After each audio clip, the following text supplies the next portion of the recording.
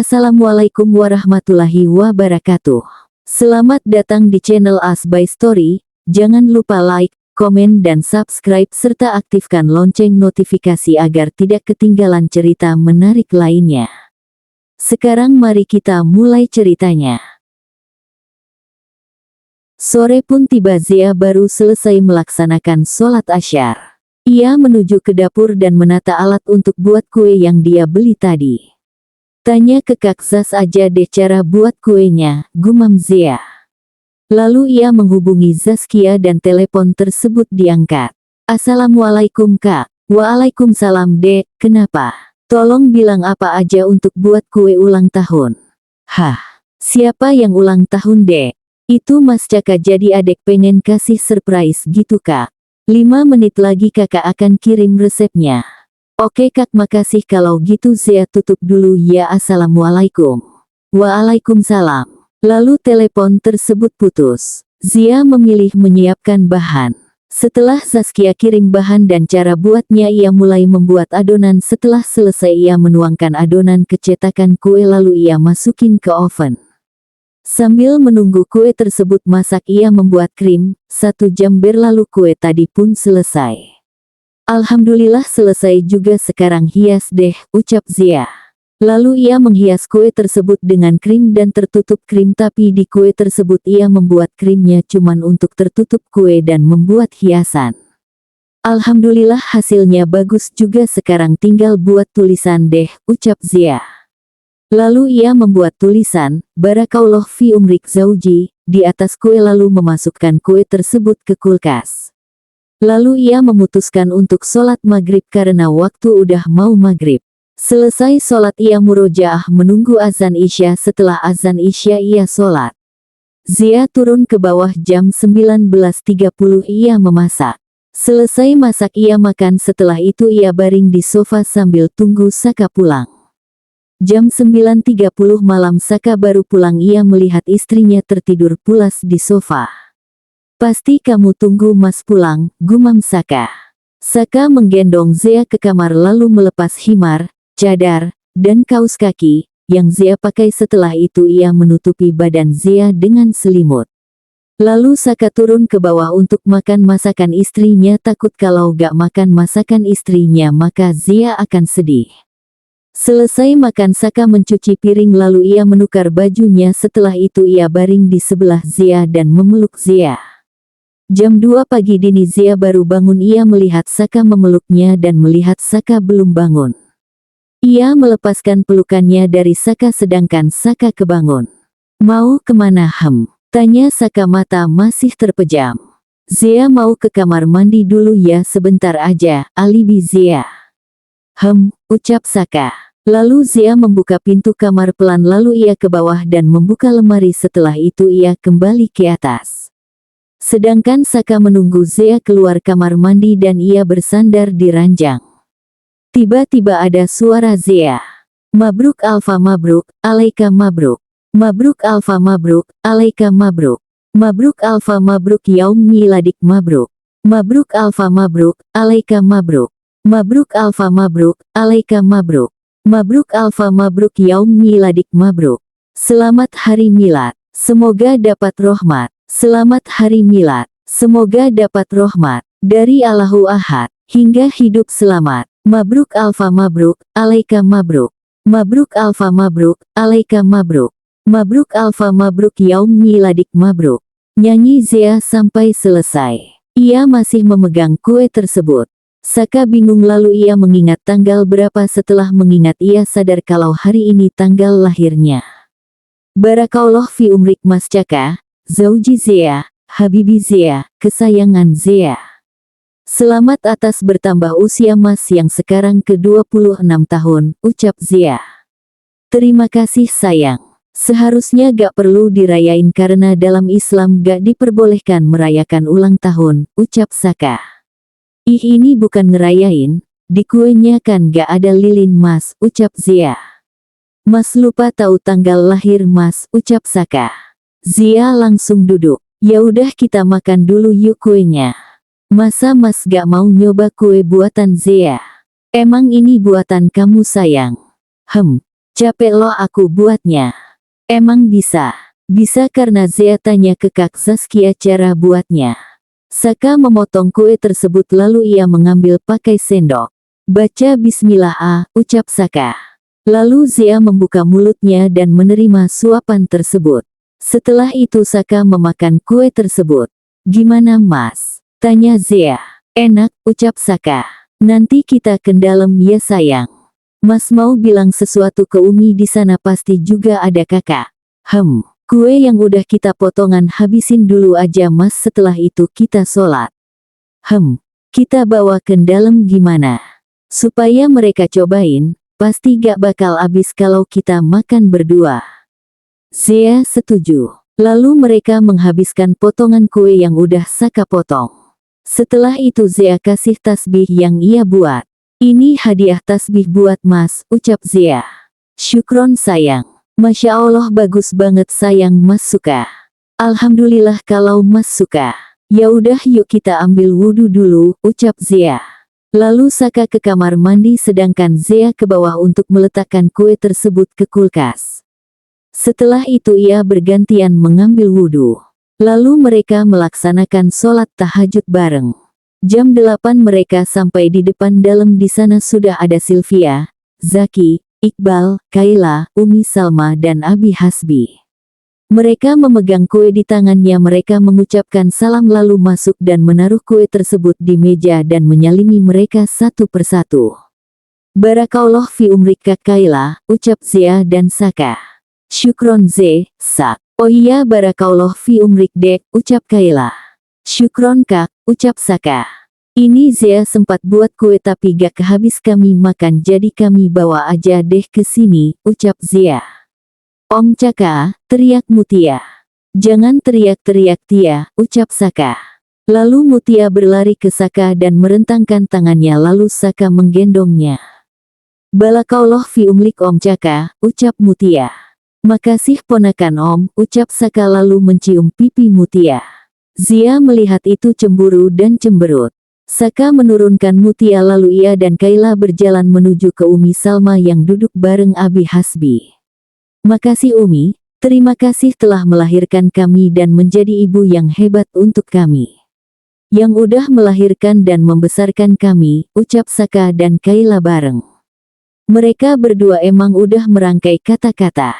Iya nak, barakallah fi umrik untuk kalian berdua. Selamat atas bertambah usia kalian ke 26 tahun, ucap Umi Salma. Mereka mengangguk lalu beralih ke Abi Hasbi.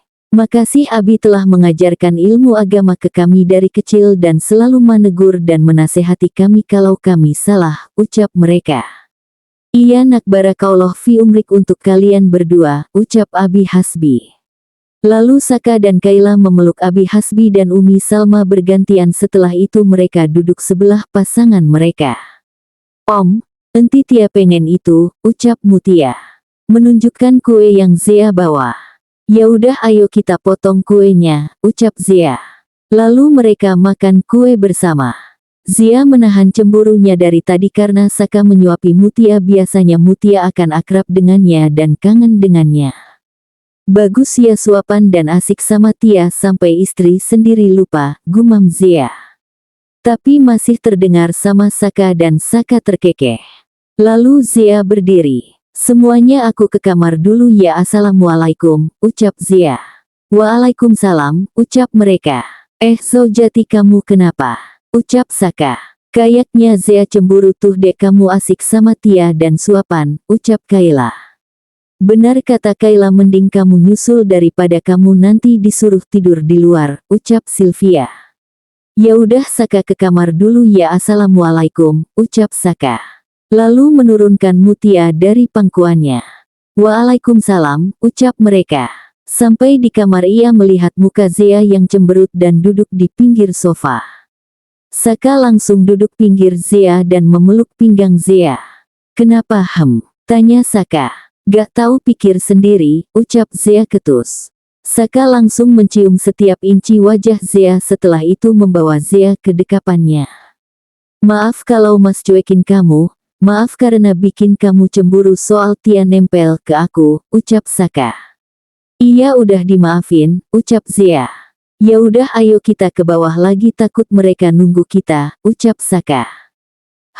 Tapi awas ya sampai aku dicuekin lagi malam ini kamu tidur di luar, ancam Zia. Saka mengangguk seperti anak kecil. Lalu mereka ke bawah dengan Saka merangkul Zia. Mereka mengucapkan salam lalu duduk. Aunty Zia sama Om Caka abis dari mana? Tanya Mutia. Dari kamar sebentar Tia, ucap Saka. Kue buatan enti Zia enak. Kapan-kapan buat lagi ya? Ucap Mutia. Syukron Tia insya Allah ya kapan-kapan Aunty buat, ucap Zia.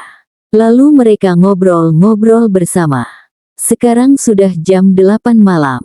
Tadi mereka pulang pukul 5 sore. Zia sudah sholat ia langsung ke kamar mandi. Karena Saka sedang sholat di masjid pesantren. Gue harus kasih hak Mas Caka malam ini gue takut tambah dosa lagi, ucap Zia. Zia memakai lingerie lalu memakai parfum wangi vanila. Tiba-tiba ada suara di luar. Sayang kamu dalam? Tanya Saka. Iya mas sebentar lagi, ucap Zia. Saka langsung menukar bajunya. Sedangkan Zia gugup dan takut menyelimutinya. Lalu Zia keluar ia melihat Saka sedang fokus membaca kitabnya di pinggir sofa dan Saka sudah tukar bajunya. Mas Caka, ucap Zia gugup. Ucap Saka berdehem tapi gak lihat Zia. Mas Zia siap kasih haknya mas malam ini, ucap Zia. Dek, Saka terkejut lalu mendongak melihat Zia. Lalu ia meneguk Silvanya susah payah. Astagfirullah, oke kamu pakai pakaian ini? Tanya Saka gugup. Jujur pakaian Zia membuat siapapun tergoda dan sekarang ia sedang diuji imannya. Ya Zia mau kasih hak mas malam ini, ujar Zia gugup. Kamu yakin? Tanya Saka. Iya dan Zia ikhlas kok, ucap Zia. Dia terlihat biasa saja tapi jantungnya berdetak 2 kali dari biasanya. Ya sudah kita sholat dulu sebelum melakukan hubungan suami istri, ucap Saka. Zia mengangguk lalu mereka mengambil wudhu setelah itu mereka sholat. Selesai sholat Saka menggendong Zia ala bridal style ke kasur dan menurunkan Zia pelan setelah ikut berbaring sebelah Zia dan melihat Zia dan menanyakan lagi. Kamu gak terpaksa kan sayang kasihnya? Tanya Saka. Gak dan Zia ikhlas. Karena seharusnya Zia udah kasih dari dulu, ucap Zia. Udah hafal doa? Tanya Saka. Ucap Zia. Ya udah baca bareng ya, ucap Saka. Zia mengangguk lalu mereka mengadakan tangan. Bimilahi, Allahumma janibis syaitana wa janibis syaitana ma razaktana. Dengan menyebut nama Allah, ya Allah jauhkanlah kami dari setan dan jauhkanlah setan dari apa yang engkau anugerahkan kepada kami, ucap mereka bareng lalu mengamininya. Setelah itu mereka melakukan hubungan suami istri. Jam 2.35 pagi Saka terbangun lebih dulu ia tersenyum melihat Zia tidak memakai sehelai benang pun lalu ia mengecup kening Zia. Makasih sayang telah kasih hak mas tadi malam di pas tanggal lahir mas, gumam Saka. Ia menatap Zia setelah itu ia melihat jam udah menunjuk jam 3.40, ia sebenarnya tak tega membangunkan Zia karena mereka baru tidur jam 2. Sayang bangun dulu yuk. Kita mandi setelah itu sholat tahajud, ucap Saka lembut sambil mengunyil pipi Zia. Lalu Zia melenguh dan mengerjam saat ia bergerak ia meringis. Hiks sakit, ucap Zia. Kenapa tanya Saka. Sakit. Maaf ya yang semalam buat kamu sakit, ucap Saka. Zia langsung ia ingat kejadian semalam, tentu membuat pipi ia merah karena malu. Gak apa-apa kan sudah jadi kewajiban Zia melayani suami Zia, ucap Zia. Mandi bareng yuk. Gak mau. Kenapa malu Mas kan udah lihat semuanya. Ih jangan ngomong itu lagi. Mandi bareng ya. Gak mau nanti mas hilaf lagi ini aja masih sakit. Gak akan. Awas sampai hilaf. Gak ada kayak semalam, ancam Zia. Iya mas janji. Mau mas gendong ke kamar mandinya. Gak mau. Emang bisa jalan mas juga udah lihat semuanya. Ya kan Zia gak bisa jalan karena mas juga, ya udah gendong. Zia merentangkan tangannya lalu Saka berdiri dan mengendong Zia ke kamar mandi. Setelah itu mereka mandi. Selesai mereka melaksanakan sholat tahajud. Selesai berdoa Zia menyalami Saka lalu Saka mencium Zia. "Masih sakit itunya tanya Saka. "Masih," ucap Zia. "Kalau mau tidur-tidur aja di pangkuan Mas, nanti Mas bangunin kalau udah mau azan subuh," ucap Saka. Zia mengangguk lalu baring di pangkuan Saka. Saka mengelus kepala Zia dan Zia menikmati itu. Ia tertidur mungkin karena ia terlalu capek. Saka melirik jam dinding, ternyata 5 menit lagi azan subuh berkumandang. Ia mencium setiap inci wajah Zia dan Zia membuka kelopak matanya. "Bentar lagi azan subuh," ucap Saka. "Gendong," pintah Zia merentangkan tangannya. Saka mengendong Zia ke kamar mandi. Setelah itu ia menurunkan Zia di kursi. Setelah itu mereka mengambil wudhu ulang. Setelah selesai wudhu mereka melaksanakan sholat subuh. Setelah sholat subuh berdua Zia melepaskan mukenanya lalu Saka menggendong Zia ke kasur dan membaringkan tubuh Zia di kasur. "Kamu mau tidur-tidur aja, pasti kamu capek," ucap Saka. "Temenin," ucap Zia. "Iya Mas, temenin kok di sini," ucap Saka. Lalu Saka nemenin Zia. Jam 8 Saka baru selesai masak. Ia membawa makan tersebut ke atas dan ia melihat Zia masih tidur. Saat Saka tiba duduk di tepi kasur, Zia kebangun. "Udah jam berapa ini?" tanya Zia mengucek mata. "Jam 8 pagi," ucap Saka. "Kamu gak kerja Mas?" "Gak Mas, pengen berduaan sama kamu hehehe." "Ih ya kali kamu gak pergi kerja karena aku sih." "Gak apa-apa sayang, kan bosnya aku. Dan masalah pekerjaan udah Mas kasih Azam yang handle kok." "Laper. Makan dulu yuk Mas, udah masak." "Kamu udah makan?" "Udah." "Bohong ya." Zia bisa bedain mana yang bohong mana yang jujur. "Iya Mas, belum makan. Kamu makan dulu nanti Mas makan kok." "Gak mau bareng aja." Lalu Saka menyuapi Zia. Enak masakan Mas." "Syukron." Lalu mereka makan bareng. Selesai makan Saka meletakkan piring tadi di nakas. Lalu Saka merentangkan tangannya lalu Zia memeluk Saka. "Masih sakit itunya?" tanya Saka. "Udah gak terlalu tapi kalau banyak gerak pasti sakit," ucap Zia. "Mas kenapa mau terima perjodohan ini? Kan ada wanita di luaran sana sangat cantik dan soleha, kenapa Mas mau terima Zia jadi istri Mas?" tanya Zia. "Walaupun kamu bersaing sama dengan orang di luar sana tetap kamulah pemenangnya Nazia Putri," ucap Saka. Pipi Zia kembali merah. "Kalau Mas mau kamu ya kamu karena Mas cuman cinta sama kamu sayang," lanjut Saka. Mas masih izinin Zia gak kalau misalnya Zia masih kerja jadi dosen?" tanya Zia. Ia takut Saka gak setuju karena harus bolak-balik Jakarta-Bandung. "Kenapa tanya kayak gitu tanya Saka sambil mengelus kepala Zia. "Gak ada, tanya aja. Zia takut Mas gak ridho lagi kalau Zia masih kerja jadi dosen," ucap Zia. Saka mengambil tangan Zia lalu mengecupnya. Setelah itu ia menatap Zia. "Dengerin Mas ya sayang. Mas izinin kamu tetap kerja jadi dosen karena Mas tahu itu cita-cita kamu dari dulu dan sekarang bisa tercapai. Jadi Mas ridho kalau kamu masih jadi dosen di mata pelajaran PAI," jelas Saka. "Makasih Zauji, setelah Mas dapat hak Mas dari Zia Mas gak akan poligami Zia kan?" tanya Zia. Ia takut banget dipoligami. "Kenapa bilang kayak gitu?" tanya Saka. "Karena Zia takut Mas ninggalin Zia lagi setelah dapat hak Mas," ucap Zia. "Dengerin Mas ya. Mas gak akan pernah berpoligami walaupun dalam Islam diperbolehkan tapi Mas sudah berjanji dengan diri Mas. Mas hanya menikah sekali seumur hidup yaitu hanya dengan kamu Nazia Putri dan Mas sudah mengucapkan kata qoblitu di depan saksi dengan menjabat tangan ayah kamu yang artinya Mas udah berjanji akan menjaga kamu dan memberikan nafkah lahir batin dan kamu udah jadi tanggung jawab Mas sekarang," jelas Saka.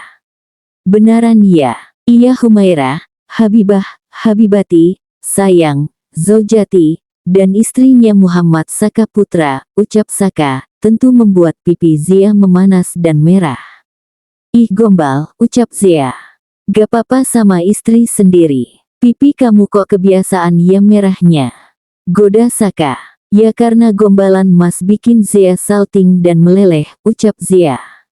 Makasih ya mas. Atas semuanya dari ketemu pas awal di taman kamu mau jadi teman pertama aku, selalu lindungi Zia saat dibully, selalu bikin Zia ketawa dan kembali ceria saat Zia sedih dan sekarang kamu udah jadi suaminya Zia, ucap Zia mengucapkan isi hatinya. Iya sama-sama, mas juga berterima kasih karena kamu mau jadi sahabat mas dulu dan sekarang kita ditakdirkan kita menikah untuk hidup sampai janahnya Allah, ucap Saka. HP Zia berbunyi ia mengambilnya lalu melihat chat tersebut dan Saka di sampingnya juga ikut melihat. +62 8973 122X. Assalamualaikum ini gue, Rara. Waalaikumsalam, Kenya. Gue mau bicara sesuatu. Yang penting sama lo. Yeut lo kesini aja rem gewe. Dekat sebelah pesantren Al-Ikhlas. Gewe sama Mas Farzan Otu. Kesana. Setelah itu Zia menutup HP tersebut. Mas ke bawah aja dulu Zia mau ganti baju, ucap Zia. Ya udah tapi kalau udah selesai panggil Mas ya. Ucap Saka. Iya, ucap Zia. Saka mencium pipi Zia dan kening Zia lalu ia membawa nampan itu ke bawah untuk dicuci. Di sana sudah ada Rara, Farzan, Zia dan Saka duduk di sofa. Lo mau bicarakan apa? Tanya Zia. Ini ada surat dari Riri, ucap Rara. Zia menerima surat tersebut. Hah, emang dia kemana?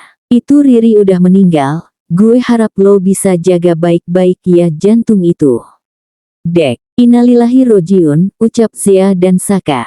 Tapi maksud lo jantung apaan? Tanya Zia bingung. Lo pernah masuk rumah sakit kan dan lo pernah operasi transplantasi jantung kan?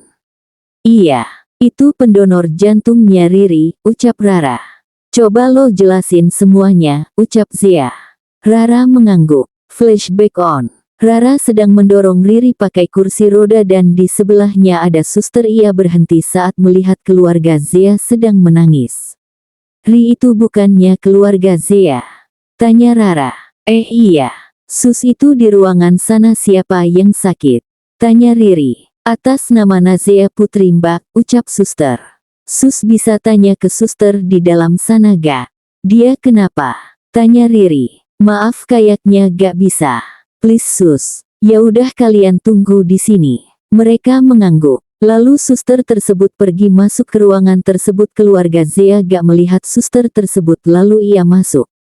Dok ada pasien yang nanya mbak ini sakit apa? Tanya suster. Di sakit jantung dia harus dapat pendonor segera sus, ucap dokter. Ya sudah saya bilang ke mereka dulu ya dok. Saat suster itu keluar ayah Fahmi menanyakan. Gimana keadaan putri saya sus? Tanya ayah Fahmi. Maaf dokter masih meriksanya, ucap suster tersebut.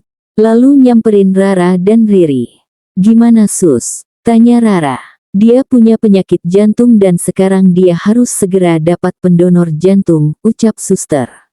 Sus saya mau jadi pendonornya nanti kasih dokter bilang aja kalau ada yang baru meninggal dan mau kasih organnya masih bisa dipakai ke orang yang membutuhkan, ucap Riri.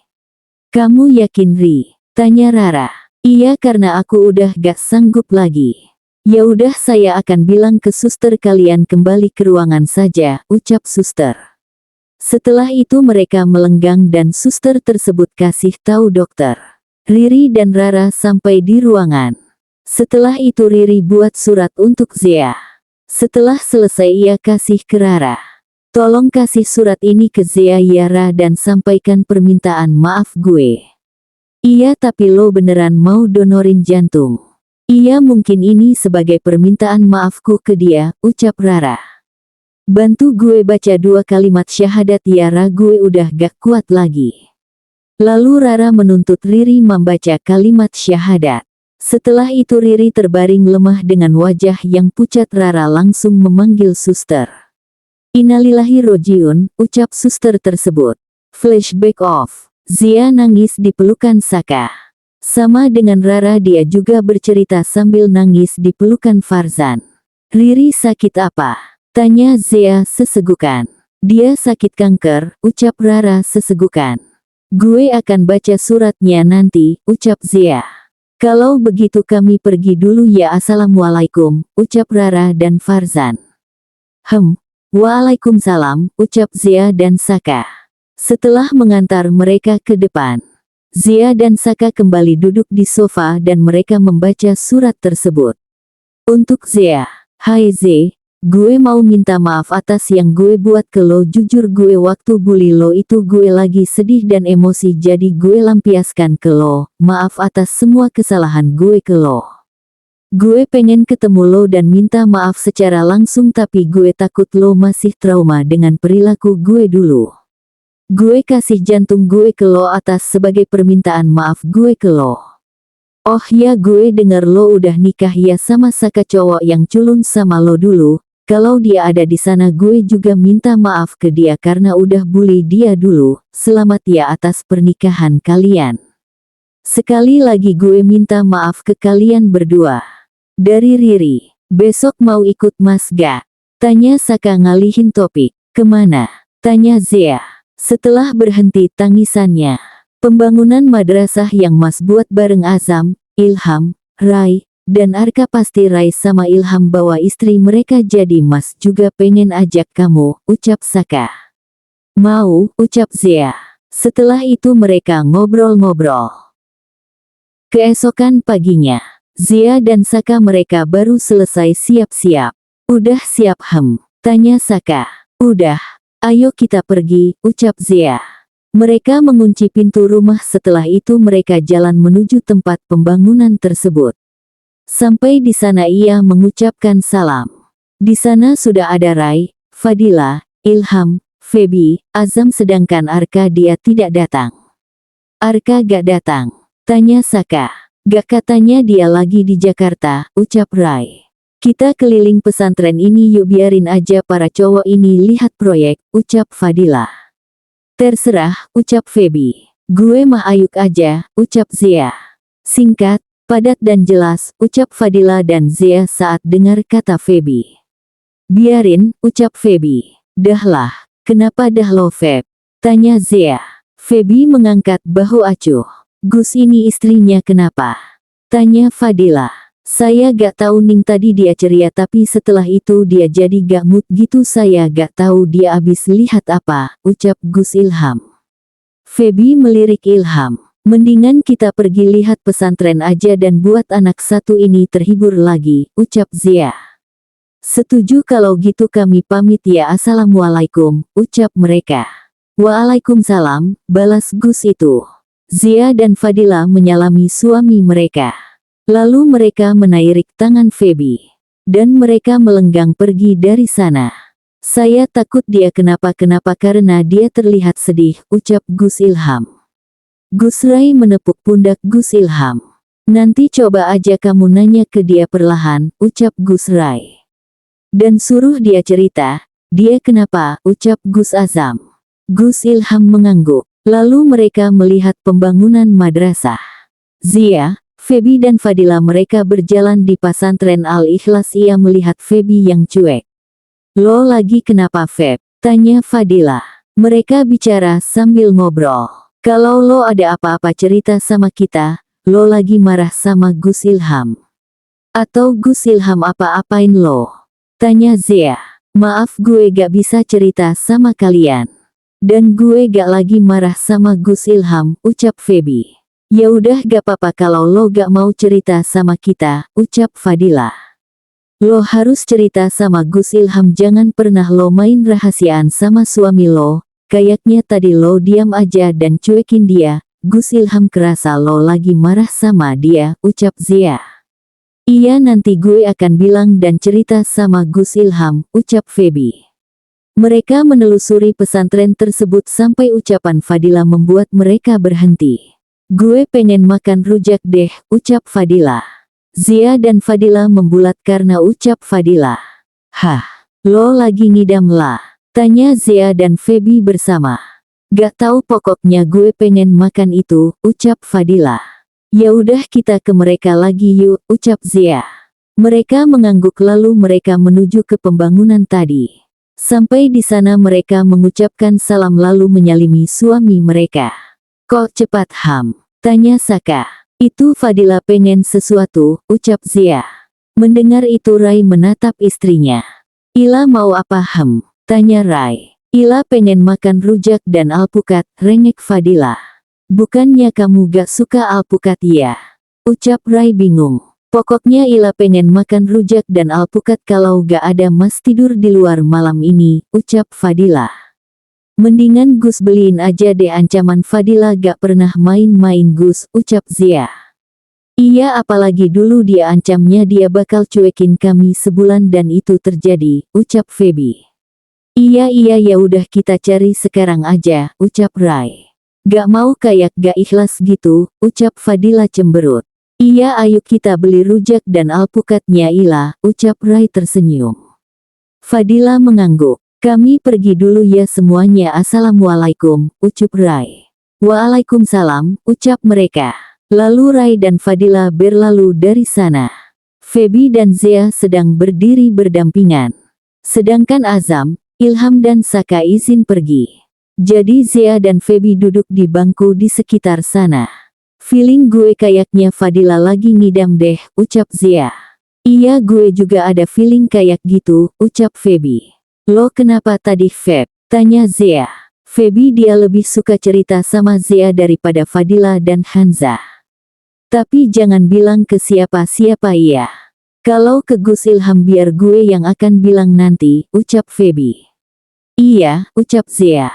Gue lihat dia tadi dia bersama yang lain dan dia udah punya anak, cerita Feby. Reza, tanya Zia. Ucap Feby. Ingat Feb lo udah nikah dan udah punya Gus Ilham jadi lo gak boleh mikirin dia lagi dia udah punya kehidupan baru. Cerita ini ke suami lo Gus Ilham pasti lo bisa buka hati buat Gus Ilham. Dan minta maaf ke suami lo saat lo cuekin dia tadi, jelas Zia. Gue udah suka sebenarnya sama Gus Ilham gue rasa nyaman saat dekat sama dia. Hati dan detak jantung gue berdetak 2 kali dari biasanya saat sama Gus Ilham dan gue juga pernah cemburu lihat dia gak sengaja pas-pasan sama ustazah di pesantren, cerita Feby. Alhamdulillah kalau lo udah cinta sama suami lo, ucap Zia. Lalu mereka ngobrol-ngobrol. Cukup lama mereka ngobrol Saka, Ilham sama Azam pun datang mereka mengucapkan salam lalu Feby dan Zia menyalimi suami mereka. Udah selesai mas? Tanya Zia. Ucap Saka. Zia mendengar balas berdehem aja dia menajamkan matanya. Kok jawabnya cuek? Terus kesal Zia dahlah Zia mau ke dalam aja, ucap Zia kesal. Ia langsung pergi begitu saja. Lah, biasanya saya gak cuek salah cuek juga salah, ucap Saka bingung. Sabar emang semua cowok itu salah, ucap Gus Ilham. Mereka terkekeh. Saya duluan ya assalamualaikum, ucap Saka. Waalaikumsalam, ucap mereka. Lalu Saka menyusul Zia. Untung Zia belum sampai di dalam kalau gak habis dia karena uminya. Ia menarik tangan Zia supaya berhenti. Apa?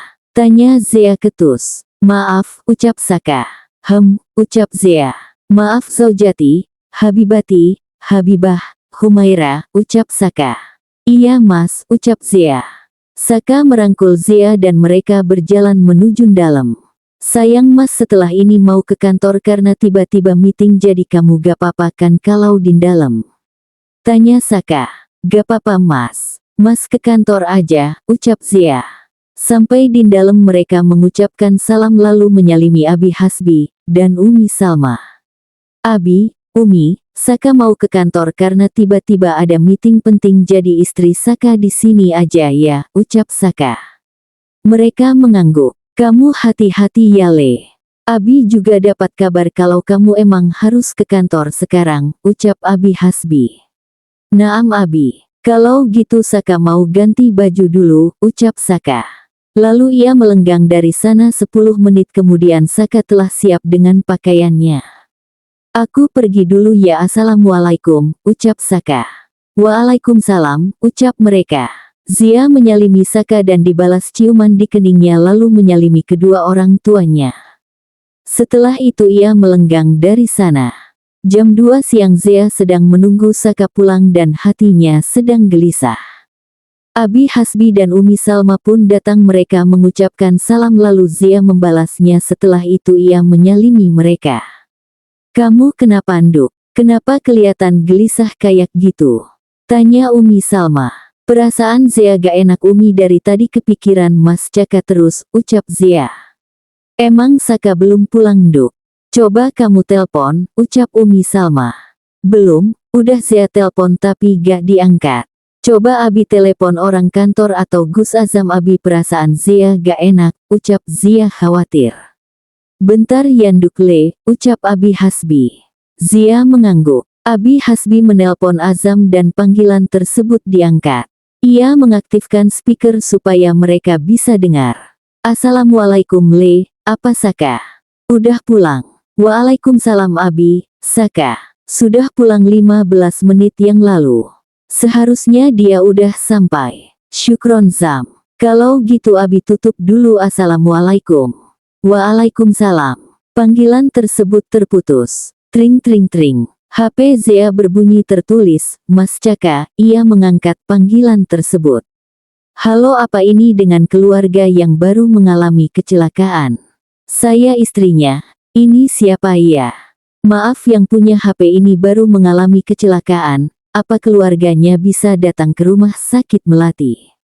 Dek. Zia mendengar tersebut terkejut. Bisa, saya akan ke sana sekarang. Lalu panggilan tersebut terputus. Nduk, tadi yang telepon siapa? Tanya Umi Salma.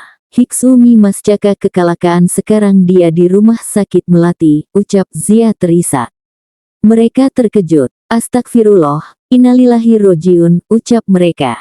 Abi, ayo kita ke rumah sakit Abi, ucap Umi Salma. Abi Hasbi mengangguk lalu mereka melenggang dari sana. Saat di mobil Zia dan Umi Salma, mereka menangis dan juga khawatir dengan keadaan Saka. Sampai di RS tersebut Zia langsung menuju resepsionis. Pasien yang baru mengalami kecelakaan baru dibawa di sini. Di mana Sus? Tanya Zia. Maaf, Anda siapanya pasien yang baru mengalami kecelakaan? Ya. Tanya suster. Saya istrinya, ucap Zia. Tolong dibayar lunas biayanya ya Mbak, ucap suster tersebut. Zia membayar biaya tersebut. Pasien sedang ada di ruang ICU, ucapnya. Zia berlari menuju ruangan tersebut diikuti Abi Hasbi dan Umi Salma di belakang. Sampai di sana ada satu orang. Apa Mbak yang baru saja saya telepon barusan? Tanyanya. Iya. Gimana keadaan suami saya? Tanya Zia. Dokter belum keluar, ucapnya.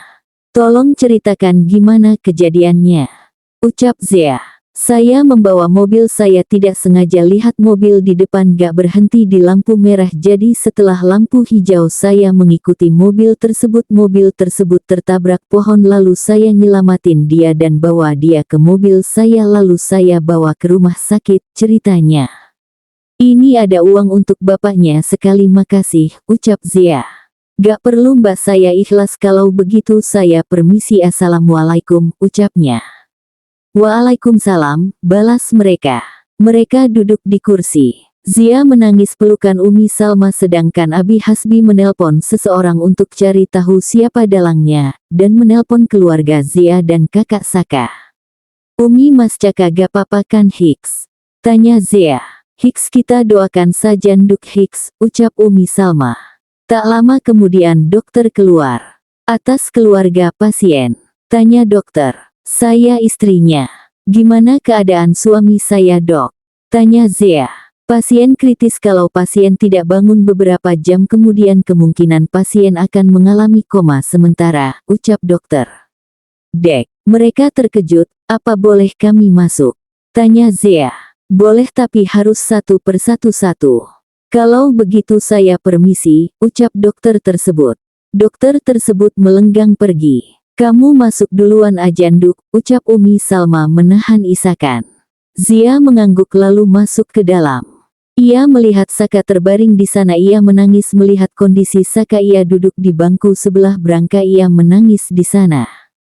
Cukup lama lalu ia keluar. Saat dia keluar udah ada kakaknya Saka dan Mutia juga ikut karena mereka gak tega meninggalkan Mutia sendirian.